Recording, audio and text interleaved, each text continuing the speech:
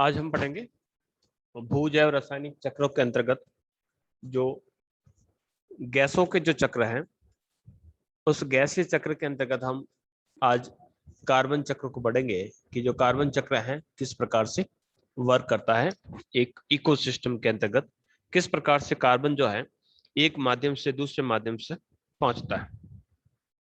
Carbon की बात करते हैं तो जितने भी जो जैविक पदार्थ हैं जैसे कि हरे पौधे हैं वो प्रकाश संश्लेषण की प्रक्रिया को करते हैं, और ये जो पादप होते हैं वो कार्बन डाइऑक्साइड और जो जल है उसको कार्बोहाइड्रेट में बदलने के लिए सूर्य की विकिरण ऊर्जा का प्रयोग करते हैं। यानी सूर्य से विकिरण ऊर्जा लेते हैं और जो जल है और CO2 है उसका प्रयोग करते हुए वो कार्बोहाइड्रेट बनाते हैं। तो इस प्रक्रिया जो होती है तो उस प्रक्रिया में वायु में जो कार्बन डाइऑक्साइड जो है उसको वो आकर्षित करते हैं और जल को तोड़कर उसको विभक्त करके उससे हाइड्रोजन प्राप्त करते हैं।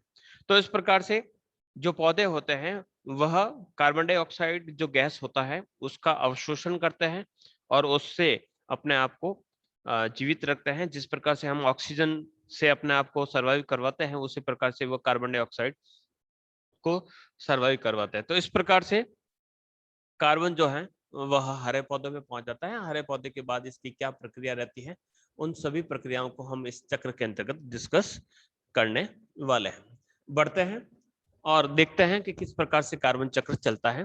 तो सबसे पहले हम इस डायग्राम की सहायता से समझते हैं कि किस प्रकार से ये जो कार्बन चक्र की जो प्रक्रिया है चलती है। कहीं से भी स्टार्ट कर लीजिए, जैसे कि यहाँ पर हम देख लेते हैं कि जो CO2 है जो हमारे वायुमंडल के अंतर्गत है उस CO2 का प्रयोग कौन करता है अपने रेस्पिरेशन सिस्टम के लिए, यानी श्वसन प्रक्रिया में इसका प्रयोग क्या करते हैं हरे पौधे। हरे पौधे फोटोसिंथेसिस की प्रक्रिया करता है। फोटोसिंथेसिस की प्रक्रिया के अंतर्गत जल प्लस CO2 का प्रयोग करते हुए वह अपना भोजन बनाते हैं, यानी कार्बोहाइड्रेट बनाते हैं। अब ये जो पौधे हैं इस पौधे पर डिपेंड कौन रहने वाले हैं, विभिन्न प्रकार के जो जीव है जैसे कि यहाँ पर जो खरगोश है या एनिमल है वो इस पर निर्भर है। तो एनिमल का जो रेस्पिरेशन सिस्टम होता है उस रेस्पिरेशन सिस्टम से क्या निकलता है CO2 निकलता है और CO2 वापस पौधों को मिल जाता है। इसी प्रकार से ये जो जानवर है जिसने इस कार्बन का सेवन किया है उस कार्बन का सेवन करने के बाद ये जो डेड ऑर्गेनिज्म है इसके मर जाने के बाद या उसका जो वेस्ट है वह वेस्ट वापस खाद के रूप में इन्हीं हरे पौधों के लिए काम आता है। और इसी प्रकार से ये हरे पौधे जो होते हैं इस वेस्ट मटेरियल से कार्बन को रिसीव करते हैं और जड़ों के माध्यम से अपना पोषण प्राप्त करते हैं। फिर प्लांट का जो रेस्पिरेशन सिस्टम होता है, प्लांट के रेस्पिरेशन सिस्टम के अंतर्गत O2 को वो रिलीज करते हैं और CO2 को वो ग्रहण करते हैं। तो इस प्रकार से जो कार्बन है वो इस लगातार चलता रहता है।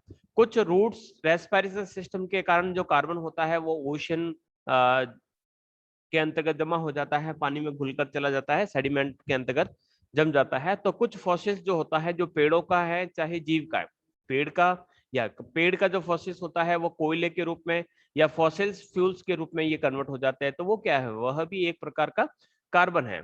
तो ये हाइड्रोकार्बन या कार्बन के रूप में इस प्रकार से चलते रहते हैं। इसी प्रकार से जो पौधे हैं जैसे कि यहाँ पर लिख रखा है कि कवक है तो इसके द्वारा कवक के द्वारा डिकम्पोजिशन होगा, प्लांट्स और एनिमल का डिकम्पोजिशन होगा। तो इस प्रकार से जो कार्बन है वो एक माध्यम से दूसरे माध्यम से लगातार फ्लो करता रहता है और इसी प्रकार से ही हमारा जो कार्बन साइकिल है वो लगातार चलता रहता है। तो मेन रोल इसके अंतर्गत क्या है कि वायुमंडल के अंतर्गत जो CO2 है, अब CO2 का सोर्स क्या है, CO2 का सोर्स जो है रेस्पिरेशन सिस्टम यानी श्वसन प्रक्रिया के अंतर्गत हम कार्बन डाइऑक्साइड को रिलीज करते हैं और पौधे उसी कार्बन डाइऑक्साइड को रिसीव करते हैं। फोटोसिंथेसिस की प्रक्रिया के माध्यम से जल तथा CO2 का उपयोग करते हुए वो कार्बोहाइड्रेट बनाते हैं और उसी कार्बोहाइड्रेट का प्रयोग कौन करते हैं, विभिन्न जो जीव होते हैं वो करते हैं। अब वो जीव है वो उसने उस कार्बोहाइड्रेट को रिसीव किया, अब उसी कार्बोहाइड्रेट में से कुछ कार्बन को वो रिलीज कर रहा है अपने रेस्पिरेशन सिस्टम से। फिर कुछ कार्बन की जो मात्रा है वह डेड जो ऑर्गेनिज्म है यानी वो मर गया उसके बाद या फिर उसका जो वेस्ट मटेरियल है उसके माध्यम से ये उसके अंतर्गत फॉसिल्स के अंतर्गत या फॉसिल फ्यूल्स के अंतर्गत कन्वर्ट हो जाते हैं। तो इस प्रकार से ये पूरा का पूरा सिस्टम जो है लगातार चलता रहता है। बढ़ते आगे कि किस प्रकार से ये चलता है।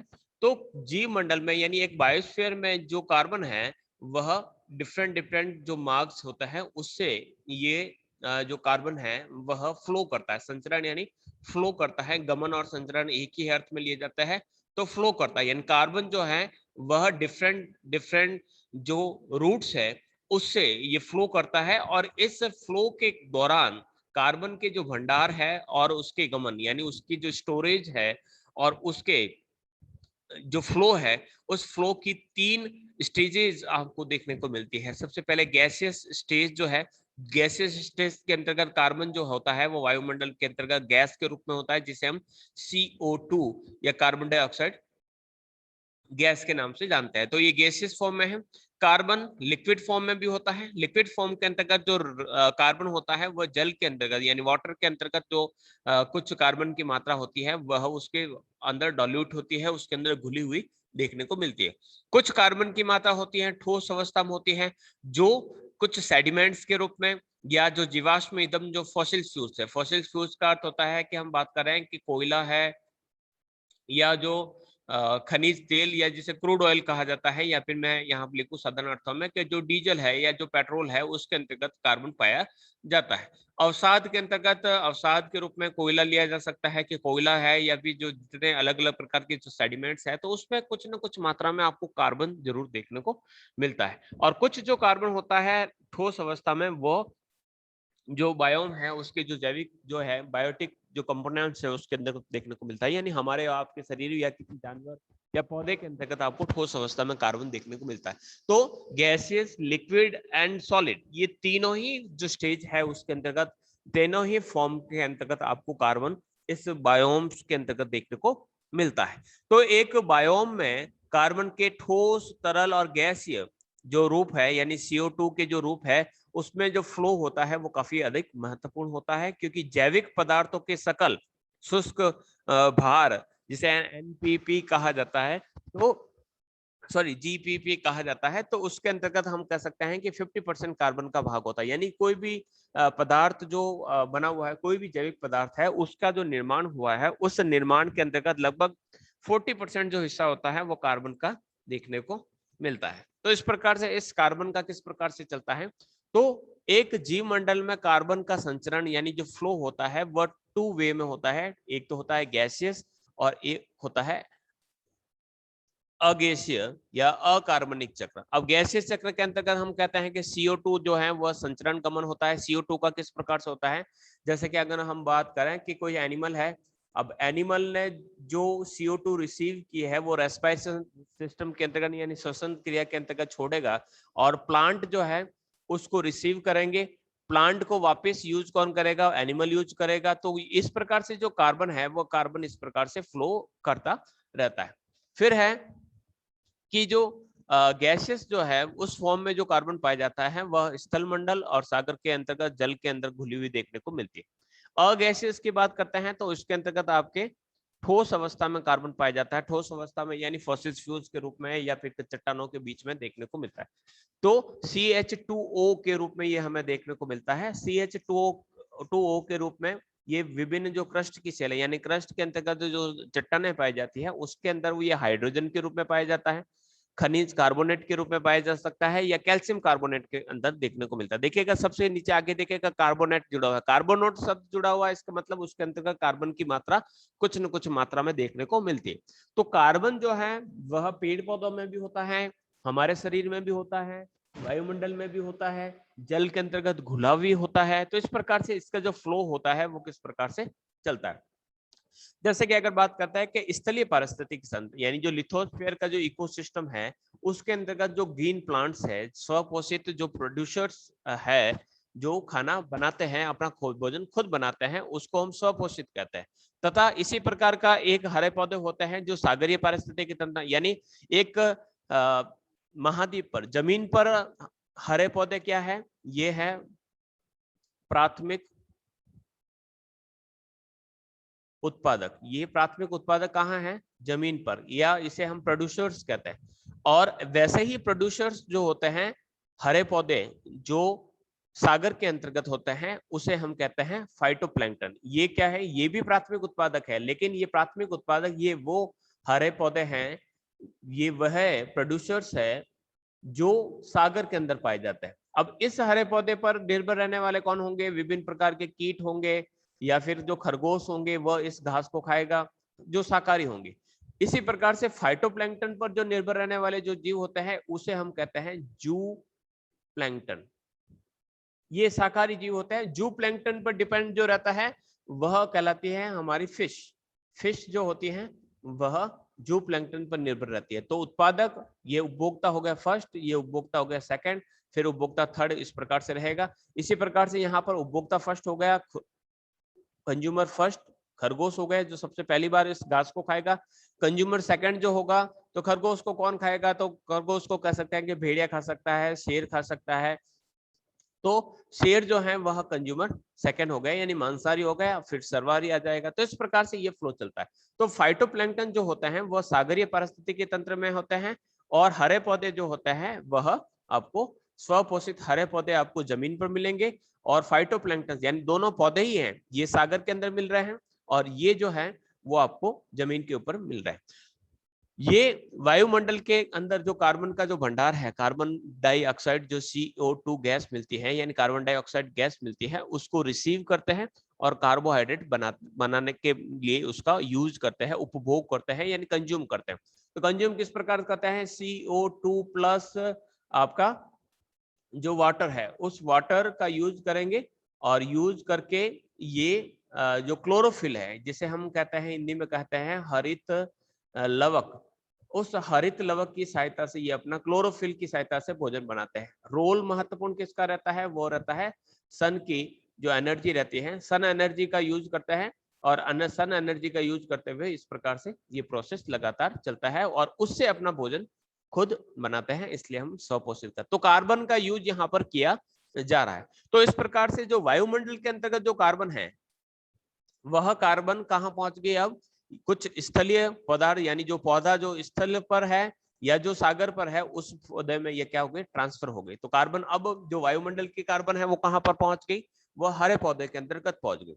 इस कार्बन का पौधों के तंतुओं में, ठीक है, तंतु जो उसकी जो तने हैं उन तनवों में इस जैविक कार्बन के रूप में वह स्टोर होती रहती है। तो पोषण स्तर 1 के जो हरे पौधे होते हैं और उसमें जो कार्बन है, कार्बन भंडारित स्टोर कार्बन कहां से आई? जो वो खाने के लिए बना रहा, तो वह कार्बन आहार श्रृंखला के सारे, आहार श्रृंखला का अर्थ होता है कि जो पौधा है अब उस पौधे को कौन खाएगा? उसको शाकाहारी खाएंगे। शाकाहारी जो जीव होते हैं, जो उपभोक्ता प्रथम होते हैं, उसको कौन खाएगा? मांसाहारी खाएंगे। मांसाहारी को कौन खाएंगे? सर्वाहारी खाएंगे। सर्वाहारी को कौन खाएंगे? तो विभिन्न प्रकार के जो अपघटक जो होते हैं, छोटे छोटे से जो सूक्ष्म जीव होते हैं, वह इसे वापस खा जाएंगे या फिर उसको मुक्त करेंगे। तो ऐसी स्थिति में देखिएगा कि जो कार्बन है, कार्बन पौधे में कहां से आई? वायुमंडल से आई। इसने इसका प्रयोग करते हुए अपना भोजन बनाया। तो ये तो क्या हो गया? ये तो हो गया उत्पादक, ठीक है। अब आहार श्रृंखला में उपभोक्ता, कंज्यूमर फर्स्ट, कंज्यूमर सेकंड, उपभोक्ता द्वितीय, उपभोक्ता तृतीय कौन हो गए? सर्वाहारी, और उपभोक्ता जो चतुर्थक है जिसे अपघटक के रूप में जाना जा सकता है। अपघटक क्या करेंगे कि जो कार्बन है, अब कार्बन क्या हुई? जो पौधे के अंदर जो कार्बन थी वह कार्बन अब कहाँ पहुंच गई है? वो कार्बन जो है आगे से आगे पहुंच गई, यानी पौधों में जो कार्बन थी वह कार्बन कब कहाँ आ गई? शाकाहारी में आ गई। शाकाहारियों से कार्बन कहाँ पहुंच गई? मांसाहारियों में। मांसाहारियों से ये कार्बन कहाँ पहुंची? सर्वाहारियों में। सर्वाहारियों के बाद ये पहुंची अपघटक। अब अपघटक क्या करेंगे? इस कार्बन का वियोजन करेंगे, डीकंपोज करेंगे। अब वियोजन में क्या होगा कि कार्बन के जो गैसेस फॉर्म है, ठीक है, कुछ गैस में बदल जाएगी, और जो सॉलिड है वो कर सकते हैं कि आपके जो ठोस है वह मिट्टी के अंदर मिल जाएगी, ठीक है। अब मिट्टी जो गैस के अंतर्गत अपघटक ने बदल दी, वो वापस वायुमंडल से कहां पर पहुंच गई? पौधों के द्वारा पहुंच गई, और जो ठोस के रूप में है वो जड़ों के माध्यम से वापस कार्बन के अंदर पहुंच गई। तो ये कार्बन का जो साइकिल है वो इस प्रकार से लगातार चलता रहता है, और एक जगह से दूसरी जगह पर कार्बन का स्थानांतरण होता रहता है। तो एक इकोसिस्टम में जितने भी जो जीव पाए जाते हैं, चाहे वो पौधे हो चाहे वह जंतु हो, उसमें जितनी भी स्टोर्ड जो जैविक कार्बन है, जैविक कार्बन क्यों कहेंगे, क्योंकि वह अब जैविक कार्बन गैसेस फॉर्म में थी, लेकिन अभी वो जैविक कार्बन के रूप में पौधे की अंदर विद्यमान है या जीव के अंतर्गत विद्यमान है, उसे हम कार्बन भंडार कहते हैं। ऑर्गेनिक कार्बन पूल के नाम से इसे जाना जा सकता है। यानी आप में, हम में, इस पेड़ों में जो कार्बन स्टोर्ड है उसे हम कार्बन पूल कहते हैं। तो इस प्रकार से स्थलीय और सागरीय पारिस्थितिकी तंत्रों की आहार श्रृंखलाएं मैंने जिस प्रकार से स्थलीय भागों में दिया, अब इसी को हम सागरीय जीवों के अंतर्गत सागरीय पारिस्थितिकी तंत्र क्या रहेगा। तो सबसे पहले हमने कहा कि सबसे पहले क्या रहेगा, फाइटोप्लैंक्टन रहेगा। फाइटोप्लैंक्टन, और इस पर डिपेंड रहने वाले कौन होंगे, इस पर डिपेंड रहने वाले होंगे जू प्लैंक्टन। प्लैंक्टन को कहा जाता है प्लवक। जू प्लैंक्टन पर डिपेंड कौन रहने वाली है, जो शाकाहारी मछलियां हैं। फिर इसके बाद बड़ी मछलियां जो है वह शाकाहारी ना होकर जो मांसाहारी जो मछलियां है, बड़ी मछलियां है, वह इस पर डिपेंड रहेगी। तो कार्बन जो है वह फाइटोप्लैंक्टन के पास अब फाइटोप्लैंक्टन जो क्या है, वह क्या है, एक पौधा है जो सागर के अंदर पाया जाता है। जू प्लैंक्टन क्या होता है, छोटा सा जीव है जो इन पौधे पर डिपेंड रहने वाला है। तो इन पौधों ने कहां से CO2 प्लस जल का प्रयोग किया, प्रकाश संश्लेषण की प्रक्रिया की और अपने आप के अंतर्गत जैविक कार्बन को स्टोर किया, और इस प्रकार से आगे ये कार्बन पहुंचती रहती है।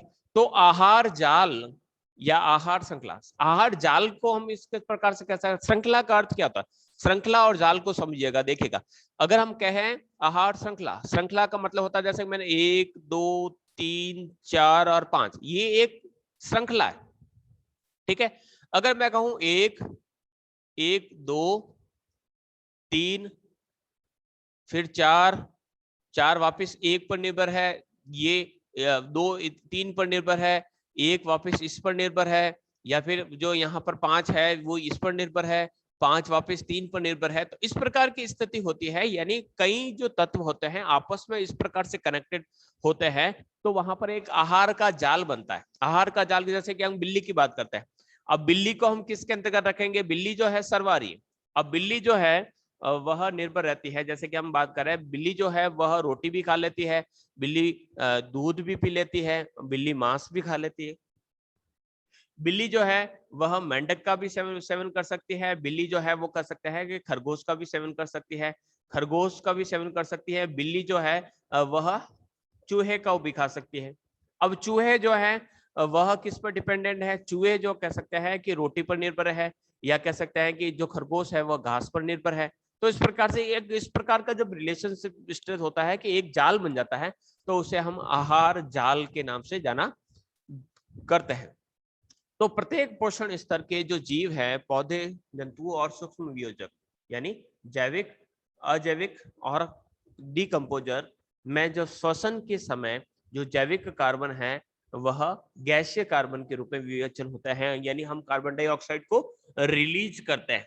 और ये जो कार्बन डाइऑक्साइड जो गैस है वह हमारे कार्बन भंडार के अंतर्गत यानी वायुमंडल के अंतर्गत मिल जाती है। इसी प्रकार से जो पौधे और जीव जंतु जब सड़ जाते हैं, गल जाते हैं, डिकम्पोज हो जाते हैं, उस समय या जब हम पेड़ पौधों को जलाते हैं, या फिर जीवाश्म जो ईंधन है, जैसे कि कोयला है, पीट कोयला है, खनिज तेल है, पेट्रोल डीजल है, प्राकृतिक गैस है, इसको जब हम जलाते हैं तो भी कार्बन निकलती है। जो ज्वालामुखी का उद्भेदन होता है उस समय भी कार्बन निकलती है और वायुमंडलीय कार्बन भंडार के अंतर्गत मिल रही है। तो वायुमंडलीय कार्बन भंडार में कार्बन कहां से आती है, तो हम जो गैस रिलीज करते हैं, कार्बन डाइऑक्साइड जो गैस है श्वसन क्रिया के माध्यम से छोड़ते हैं, उससे वायुमंडल में आ रही है। कुछ उस गैस की मात्रा कहां से आ रही है, जंतुओं के सड़ने गलने से आ रही है, वनस्पतियों के जलने से, हम जब जीवाश्म ईंधन को जलाते हैं, ज्वालामुखी का उद्भेदन होता है, तो ये सभी कारणों से वायुमंडल के अंतर्गत कार्बन जो है इंक्रीज हो बढ़ती रहती है।